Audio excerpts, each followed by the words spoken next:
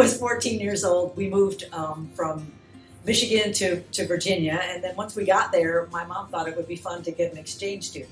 So she came to live with us for her senior year of high school. I was 14, so she was 18 at the time, and my mom was looking for things for her to do to get engaged in the community. So my mom went up to the community college and was asking about different events and clubs and things, and she ran into the guy who taught the backpacking and wilderness survival courses, and he was really into the outdoors. And so my mom came home with that information, and she was telling the exchange student about options, and she wasn't interested at all in the backpacking or that, but I heard the story and I was like, ooh, I might be interested in that. I always loved the gadgets, always was, camping in the backyard with the makeshift tent and things. And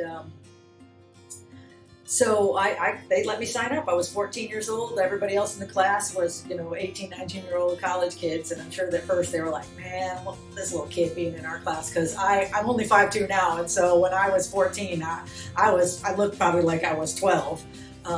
But they were super cool, took me along. We camped down in the Smoky Mountain National Park for long weekends with the group.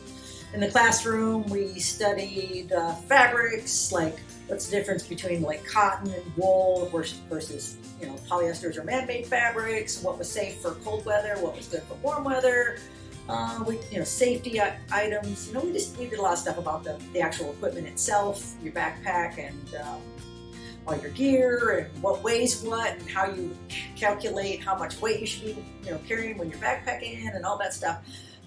But man, once I got into it, it was super fun. And one of the trips we went down to the Smokies because we had heard that there had been a military plane crash down there, and the military said they cleaned it up, and everybody else was like, but yes, there's still big pieces of airplane out there. So we hiked up and we rigged up some wood poles, and we found a big tail section of the plane. Actually, I think it was the actual back rudder of the plane, and we strung it through the ropes and we carried it down, I don't even know how many miles, 8 miles back out of the woods. And they took it to the next meeting that they'd had with, I don't know if it was a commissioner or whatever, who kept claiming that it was cleaned up. And so they left him a nice big sample of the airplane at the meeting and in his office. But after doing all that, hang out with those people and getting to play with the gear, man, I was hooked. I was done.